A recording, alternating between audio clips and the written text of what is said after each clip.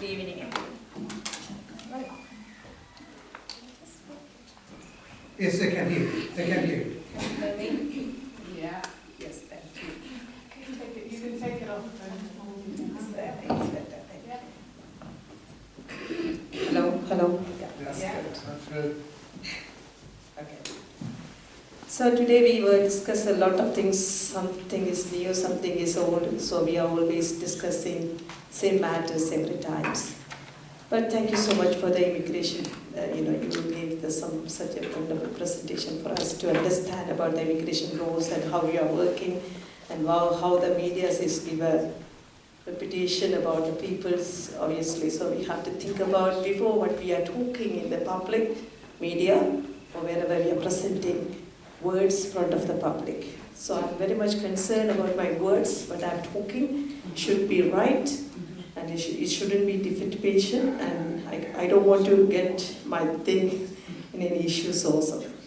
Anyway, today I'm not going to talk about the same stories and what we are actually doing, and as Nicola mentions already, so she did a lot of really good work in Uganda, so I'm just trying to do some of the similar work in Sri Lanka and South Asian countries.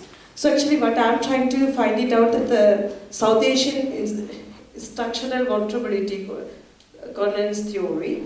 So today I will explain the theory called South Asian structural vulnerability consent theory or SHTWW. This theory is about the understanding why modern slavery and human trafficking happened in South Asia. Most common explanation focus only on poverty, unemployment or crime. However, this theory argues that these factors alone are not enough to explain the problem. Instead, SHTWW explained trafficking as a result of multiple systems working together at the same time. It is not one single cause, it is a combination of history, economy, government structures, constitutional system, migration pattern, and global labor demand. South Asia is a highly connected region. Countries such as India, Sri Lanka, Bangladesh, Nepal, Pakistan, Afghanistan, Maldives, and Bhutan are linked through the migration routes, labor market, and economic dependency. Because of this, a structural problem is one the country can easily affect others in the region. This theory focuses on 5 main factors.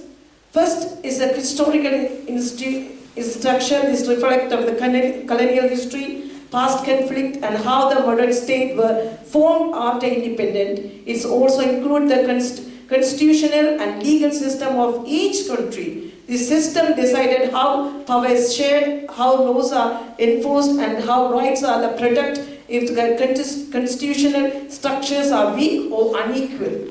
Long-term vulnerability can remain built into the system. Second is economic instability. This includes issues such as unemployment, inflation, national debt, and low household income. When economic pressure is high, people are more likely to take unsafe migration decisions to search of survival and opportunity.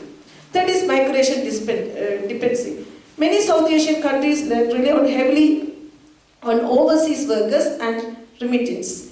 While this supports national economy, it can create pressure for people to migrate quickly, sometimes through unsafe or informal channels that increase exploitation risk. Fourth is institutional capacity. This refers to how strong the state is in the practice, including law enforcement, border control, labor regulation, and victim protection system. When institutions are weak, corruption or insolvency, it can allow trafficking network to operate more easily. Fifth is a transnational exploitation pressure. This is referred to global demand for cheap labor and the existence of international recruitment network. Some of these systems operate legally, but others exploit vulnerable people through deception, debt bondage, and illegal contracts. According to SHTWW, when all 5 of these factors converge all the same time, the risk of human trafficking becomes significantly higher. If one factor is reduced, the overall risk may decrease, but this highest vulnerability occurs all the system integrate similarities. In simple terms, vulnerability increase when the historical system, state structures, economic pressure, and the global labor demand all align the negative way.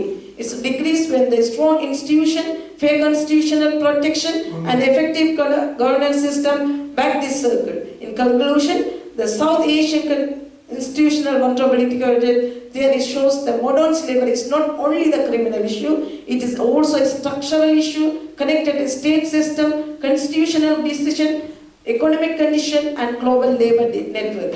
That means solution must be go beyond the punishment alone, stronger constitutional protection, better government system, safer migration framework, and international cooperation are all necessary. Thank you so much.